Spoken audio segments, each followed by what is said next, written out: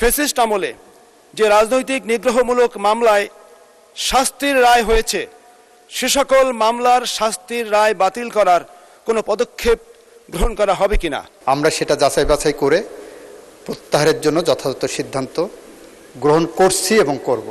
আমার সম্পূরক প্রশ্ন হলো, বাগেরহাট জেলার কচুয়া থানার 2013 সালের এক নাশকতা মামলায় ধোপাখালী ইউনিয়নের রাকিবুল, মাহবুব এবং হেমায়েত নামে 3 জনের 14 বছরের সাজা হয়েছে 2023 সালে।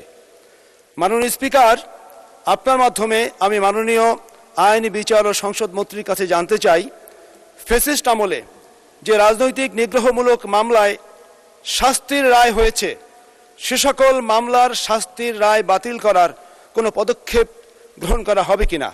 আপনাকে ধন্যবাদ মাননীয় স্পিকার। মাননীয় মন্ত্রী। মাননীয় স্পিকার, আপনাকে ধন্যবাদ। মাননীয় স্পিকার, আপনার মাধ্যমে মাননীয় সংসদ সদস্য এবং জাতীয় সংসদকে অবহিত করতে চাই যে আমাদের যে লিগ্যাল স্কিম আছে, কাঠামো আছে, সেই কাঠামোর আওতায় 2023 সালে 14 বছরের যে সাজাটা হয়েছে তার বিরুদ্ধে যদি কোনো আপিল ফাইল হয়ে থাকে, সেক্ষেত্রে সরকার এই মামলা প্রত্যাহার করতে পারেন না। RICL TMX, যুগের পর যুগ স্থাপনা থাকে মজবুত। আপিলে নিষ্পত্তি হতে হবে। আপিলে যদি নিষ্পত্তি হয়ে যায়, সেক্ষেত্রে ফৌজদারি কার্যবিধি 401 ধারায় ওনারা যদি স্বরাষ্ট্র মন্ত্রণালয়ে দরখাস্ত দেন, স্বরাষ্ট্র মন্ত্রণালয়ের মাধ্যমে আইন মন্ত্রণালয়ের মতামতের জন্য আসে, তারপরে রাষ্ট্রপতি এটাকে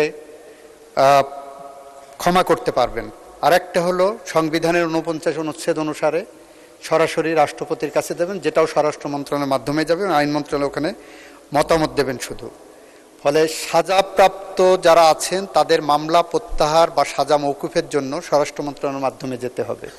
আর যেগুলো আপনার অবগতির জন্য জানাচ্ছি মাননীয় সংসদ সদস্য, মাননীয় স্পিকারের মাধ্যমে, যে রাজনৈতিক মামলাগুলো এখনো প্রত্যাহার হয়নি, ইতিমধ্যে সেই মামলাগুলো প্রত্যাহারের জন্য জেলা প্রশাসকের নেতৃত্বে একটি কমিটি হয়েছে।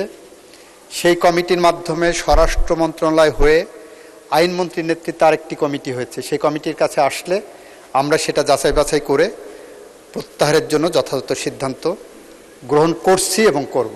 মাননীয় স্পিকার, আপনাকে ধন্যবাদ।